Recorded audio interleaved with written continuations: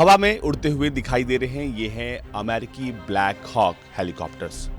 दुनिया कह रही थी कि ये ब्लैक हॉक हेलीकॉप्टर्स अब किसी भी इस्तेमाल के नहीं है, इनका कभी भविष्य में इस्तेमाल नहीं हो सकता, लेकिन अफगानिस्तान में तालिबान ने इसे गलत साबित कर दिया है।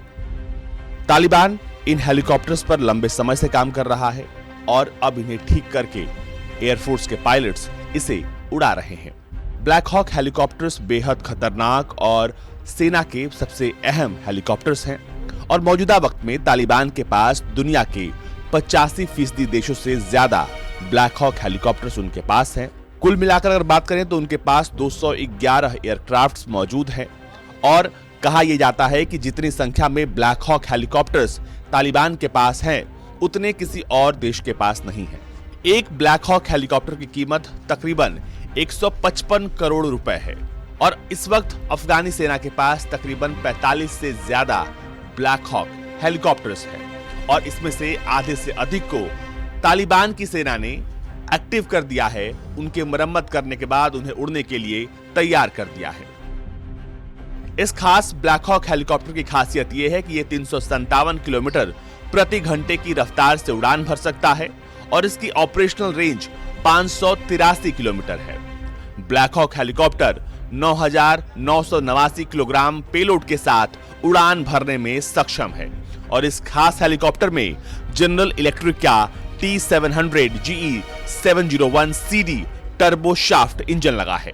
एक्सपर्ट्स मानते हैं कि अब इस हेलीकॉप्टर के तालिबान के पास आ जाने से न सिर्फ इस क्षेत्र में बल्कि पड़ोसी देशों को सबसे ज्यादा खतरा हो सकता है, क्योंकि इससे उनके लिए कॉम्बैट ऑपरेशंस और हवाई ऑपरेशंस आसान हो जाएंगे। मौजूदा वक्त में जापान, कोलंबिया, दक्षिण कोरिया, इजराइल, ब्राजील, चीन, Mexico, Philippines, Slovakia, Sweden, Taiwan और तुर्की की सेना के पास ये ब्लैक हॉक हेलीकॉप्टर्स है, लेकिन इसमें नाम एक और जोड़ लीजिए, वो नाम है तालिबान का।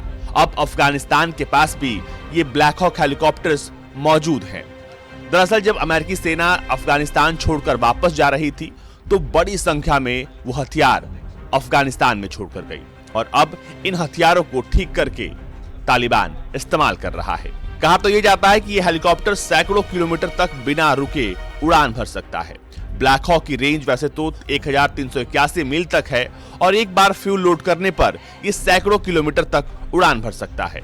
इसकी लिफ्ट कैपेसिटी भी बहुत अच्छी बताई जाती है और इसीलिए अफगानिस्तान की सेना अपने बाहरी कार्गो हुक के साथ 8000 पाउंड वजन वाले वस्तुओं को उठा ला सकती थी। इस हेलीकॉप्टर पर कई तरह की गन भी फिट होती हैं, जिनमें कई किलोमीटर तक टारगेट भेदने की क्षमता होती है।